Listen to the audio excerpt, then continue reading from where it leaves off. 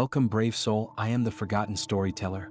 Before we begin, tap that like button if you dare, and drop a comment below telling me where in the world you're listening from. And if you make it to the end of this video, I hope to see you in the next story.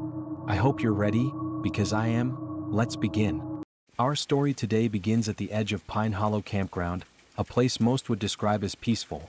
Rows of pines standing like cathedral pillars, their branches weaving a ceiling against the sky. The kind of place where campfires crackle, where marshmallows blacken on skewers, where laughter echoes through the hollow at night. But if you've ever listened closely, past the laughter, past the insects, past the wind moving through the trees, you might hear it. A faint rasp, a voice just beyond the tree-line, a whisper. And those who heard it were never seen again. The first to vanish were two college students. Bright, carefree, the kind who thought the wilderness was an adventure waiting to happen. They pitched a tent, built a fire, and toasted their freedom. And in the morning, the fire pit was cold, the tent unzipped, the ground soft with dew. They were gone. There were no signs of a struggle. Not even a set of footprints leading away. Just one mark. A single boot print pressed deep into the mud by the fire pit. It was very large. Far too large to belong to either of them. The rangers said it must have been a bear. Bears wander into camps all the time. Sometimes people follow them into the trees and lose their way. Simple. Ordinary. But bears do not wear boots. Then came the second disappearance. Cedar Ridge. A family of 4. They'd brought an RV. They locked it from the inside. The mother cooked stew, still warm on the stove when the rangers arrived. Sleeping bags neatly arranged. Toys scattered on the floor as if play had been interrupted. But the family was gone. The only trace was a stuffed rabbit, the youngest daughter's favorite toy, found 10 miles away, dangling from a branch on the border of Blackwater Forest. Its head turned unnaturally, button eyes staring out toward the dark woods. And that was when people began to see the pattern. Each disappearance happened within 10 miles of the last, a ring tightening with each vanishing, like a predator circling its prey. Campers whispered a name, a warning. They called him the 10-Mile Man. No one ever saw his face, not fully, only glimpses. A towering figure, broad-shouldered, moving between the trees at dusk. Sometimes cloaked in a long, dark coat, other times bare, skin weathered and bark-like, hair clumped and matted as if grown wild with the forest. But more often than not, he was seen wearing a gas mask that was old and cracked, its lenses gleaming in the light of the fire like raccoon eyes. He never spoke. He only watched. And he always came at night. And he always came after the fire went out. Dylan Reeves didn't believe in legends. He was a park ranger, ex-military, hard as iron, built like a grizzly bear, stubborn as the stone ridges that cut across the wilderness. He'd heard every campfire tale the hikers swapped, ghost stories, Bigfoot sightings, lights in the sky. He never bought into them. Urban legend, he told the nervous campers. People get lost. Bears drag things. The wilderness plays tricks. But Dylan was about to learn that some legends don't stay legends. He found it 3 weeks into the vanishings. A journal, half buried beneath pine needles at a campsite long abandoned, its fire pit nothing more than ash and bone fragments. The leather cover was water-stained, its spine cracked, the pages brittle. Inside, written in neat, deliberate handwriting, were entries, dozens of them. Dates and people's names along with locations. Each one matching a disappearance. And each one ending the same way. They didn't hear me. They never do. 10 miles. Always 10 miles. The circle grows tighter. I am the radius. The last entry froze Dylan's blood. Campsite 17. Fire still burning. 2 women. 1 child. They laughed tonight. I stood just beyond the light. The child pointed. Mommy, who's that man? But the mother only smiled. No one, sweetie. Just a shadow. Campsite 17 was Dylan's zone. He had passed it that very morning. A mother and her daughter were setting up their tent. The girl couldn't have been more than 6 years old. She'd waved at him, a little hand bright against the morning mist. Now his chest grew tight. He radioed for backup. Static answered. Just static. The kind that hissed and breathed like something alive. His truck cut through the fog as he sped back toward the campsite. And when he arrived, the fire was cold. The tent was still standing, but the car was gone. By the fire pit, a pair of red rain boots sat neatly side by side, untouched. Too small for anyone but a child. And 10 miles away, measured to the foot as if marked with a surveyor's rope, Dylan found their car. Parked along an old logging road, engine dead, windows fogged. Inside, the mother lay curled in the back seat like a child herself. Eyes wide open, mouth sewn shut with fishing line. Her hands clutched something. The journal. But when Dylan opened it, the words inside were no longer old and brittle. They were fresh. The ink still wet. A new entry. Campsite 18. Ranger is alone. He reads my words. He feels the circle closing. He is the last point on the arc 10 miles from the first. 10 miles from the end. I've been watching him longer than he knows. Dylan's pulse hammered. The trees felt closer now, their trunks crowding in. He turned, breath catching in his throat. And there, just beyond the beam of his flashlight, stood a figure. It was tall and motionless, wrapped in a long coat stitched from scraps of canvas and hide. The cracked mask caught the moonlight, its empty eyes reflecting him back like glass. Dylan stepped back, his hand reaching for his sidearm. But his holster was empty. The gun was gone. And then, behind him, a voice, small and childlike. "Mister, are you my daddy?" Dylan spun. And there she was, the little girl from the campsite, still barefoot. Her skin pale, almost blue, as if the warmth had been drained out of her veins. Her smile stretched wide, too wide, like a marionette's mouth pulled taut by invisible strings. Her eyes empty. Not blank, not blind, empty like the sockets were windows to something hollow. "Mister," she whispered again, her voice fluttering like dry leaves. "Are you my daddy?" Dylan's breath caught in his throat. He stumbled back, reaching for the radio, fumbling with the static snarled mic. But the hiss rose louder, louder, until it wasn't static at all. It was breathing. A slow, steady inhalation. A wet, rattling exhale. The girl tilted her head, watching him. Her hair hung in clumps over her face, damp as though she'd just climbed out of a river. "Daddy says you've been watching us," she whispered, stepping closer. Her bare feet left no sound on the pine needles. "He says you're next." Dylan staggered back, heart pounding. "Where's your mother?" he demanded, voice tight and sharp. The girl giggled, a sound too old for her throat, too broken, as if layered with another voice beneath it. "She's with him now. Everyone is." And then she pointed past Dylan's shoulder. The ranger turned. The figure stepped into view, leaving the shelter of the trees. His coat swung like the folds of a curtain stitched from a dozen fabrics, tent canvas, oilskin, leather, and other things. Human things. Faded patches of shirts, coats, even scraps of pale flesh sewn into the seams. And his mask, oh the mask, old, cracked, its filters rotted. But the lenses, they gleamed like black wells, sucking in the light of the moon, reflecting nothing back. Behind him, strung between the pines, hung shapes. Dozens of them. They were bodies. Ropes and fishing lines stretched so thin they gleamed like spiderwebs in the moonlight. Campers and hikers, also rangers and children. Their arms splayed, their heads drooping, their bodies dangling like grotesque ornaments in the night breeze. But their eyes were open, and they were all watching. The 10-mile man raised his hand, slowly, deliberately. His gloved fingers spread, counting. 1, then 2, then 3. Each finger pointing toward a body strung from the trees. 4, then 5, then 6. Dylan's throat closed, his chest heaving. He staggered back, shaking his head. 7, then 8, then 9. And then the last finger lifted 10. The glove pointed straight at Dylan. The circle was complete. "No," Dylan hissed, backing away. His hand clawed at his belt again, desperate for his gun, but the holster was still empty. His flashlight beam flickered, faltered, sputtered to darkness. And in that pitch black, the breathing grew louder. All around him. The hiss of lungs that weren't lungs, drawing air that wasn't air. The girl's voice sliced through the dark. "Run, mister. He likes when they run." Dylan bolted. Branches whipped his face, roots snatched at his boots.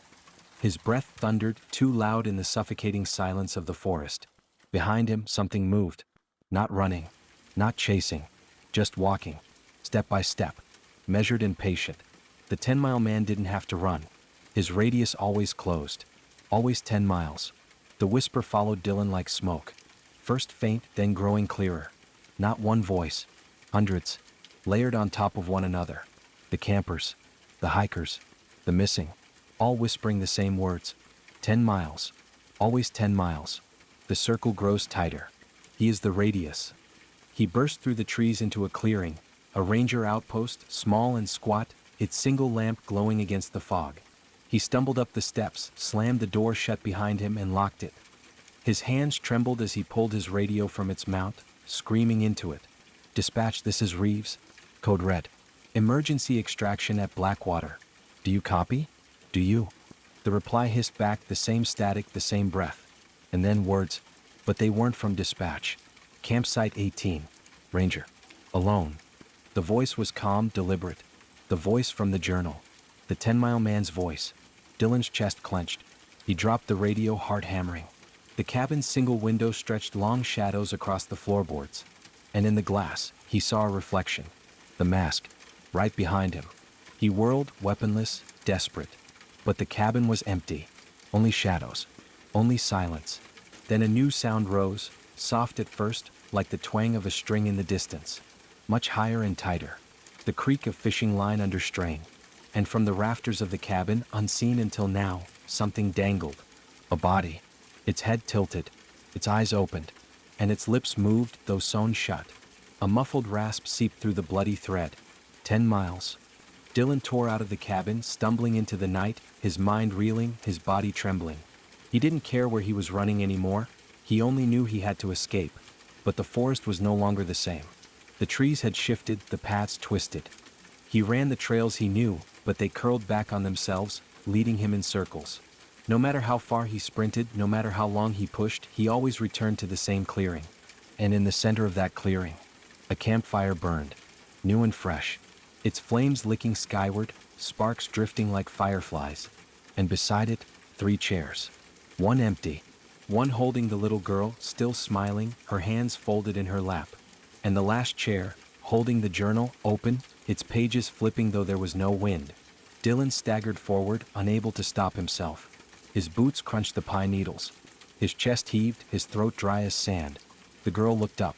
Her eyes glowed faintly in the firelight, too steady, too knowing. "You sit now," she whispered. "He's been saving your place." And the journal's page turned, fresh ink bleeding across the parchment. Campsite 19. Ranger seated. Circle unbroken. 10 miles forward. 10 miles eternal. The fire snapped and crackled, sparks drifting into the night like embers of lost souls. Dylan stood at the edge of the clearing, chest heaving, throat raw, unable to move. 3 chairs. One empty. One occupied by the little girl, smiling, patient. And the third holding that cursed journal, its pages alive with words that hadn't existed moments before. He tried to step back, to flee, but his boots sank into the earth as though the soil had grown hands. Fingers of root and dirt coiled around his ankles. The forest wanted him here. The girl tilted her head, her small voice slicing the silence. "Daddy says the circle doesn't end. It only closes. And then it begins again." From the treeline came a sound, low, dragging, deliberate. The 10-mile man emerged, his towering figure framed by the glow of the fire. His coat shimmered with patches stitched from the belongings of the lost. A flap of tent canvas fluttered with each step. A child's rain jacket dangled from one sleeve. And darker pieces, stretched, sewn, unrecognizable but human. The mask caught the firelight, its lenses reflecting Dylan's trembling shape. Step by step he approached. Dylan clawed at the roots binding his legs, panic lacing his breath. "Stay back," he roared, his voice shaking. "Stay away from me." The man did not stop, did not hurry, did not need to, because the circle was already complete. The girl stood, her small hands clasped behind her back. She walked toward Dylan, her smile widening, until the corners of her mouth seemed ready to split her face. She leaned close. Her voice was not her own anymore.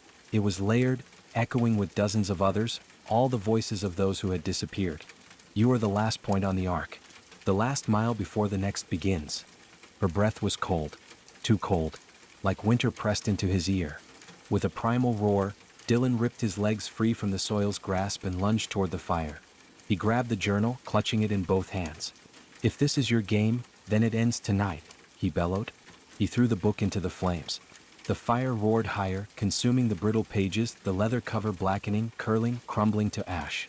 The girl screamed, a sound not of a child but of countless throats tearing at once. The forest shook, the bodies strung on fishing line rattled, their sewn mouths straining, muffled shrieks spilling into the night. For the first time, the 10-mile man stopped. And then, the fire went out. Darkness. A silence so vast it felt alive. Dylan's chest heaved. He blinked, blind, spinning, his ears straining. He thought, for one breathless moment, that maybe he had done it. Maybe the circle had been broken. Then he heard it. A page turning. Slow and deliberate. The journal lay before him once more, whole and unburned. Its leather gleamed with fresh ink bleeding across the open page. Fire will not erase me. Ink will not silence me. 10 miles forward. 10 miles eternal. Dylan fell to his knees. His chest hitched with a sob he refused to release. The girl crouched before him now, her pale face inches from his. "Don't you see?" she whispered. "You can't destroy the circle. You can only join it." She lifted her small hand and placed it over his heart. It was cold. So very cold. And then Dylan heard it. The whisper. Not from the trees. Not from the journal. From within himself. The voices of the lost, echoing in his chest. He staggered to his feet, clutching his shirt, the whispering growing louder, louder, until it drowned out his own thoughts. He stumbled into the trees, desperate, delirious, the girl's laughter chasing him. He ran. He didn't know for how long. It could have been hours or even days. Time meant nothing in the endless woods. Until he stopped. And there, before him, glowed another campfire. It was new. And just waiting. A tent stood beside it, neatly pitched. Inside voices laughed. A family. 2 parents, 2 children. They toasted marshmallows, unaware of the shadow standing just beyond the firelight. Unaware of the man watching them. Unaware of the radius that had already begun to tighten. Dylan tried to scream, tried to warn them. His lips parted, his throat strained, but no sound came. His mouth had been sewn shut with invisible thread, his words silenced. The whisper inside him grew stronger. Commanding. Inevitable. His hand lifted, unbidden, to the journal at his side. Its cover cracked open. The page was blank, waiting. His fingers began to write. Campsite 1. Fire still burning. 2 parents. 2 children. They laughed tonight. I stood just beyond the light. They didn't hear me. They never do. 10 miles. Always 10 miles. The circle grows tighter. I am the radius. And so the story does not end. It cannot. The 10-mile man was never one man. He was never one face. He is a circle, passed from victim to victim, witness to witness. The boots you hear behind your tent late at night. The whisper you swear you heard when the fire died. The shadow standing just beyond the light. 10 miles. Always 10 miles. And perhaps you've already stepped inside his circle. Ready for spine-chilling tales that will haunt your thoughts. Subscribe to Forgotten Storyteller for eerie narrations, unsettling mysteries, and haunting stories you won't forget. Hit the bell icon so you never miss a story, because some stories refuse to stay buried. Join us, if you dare.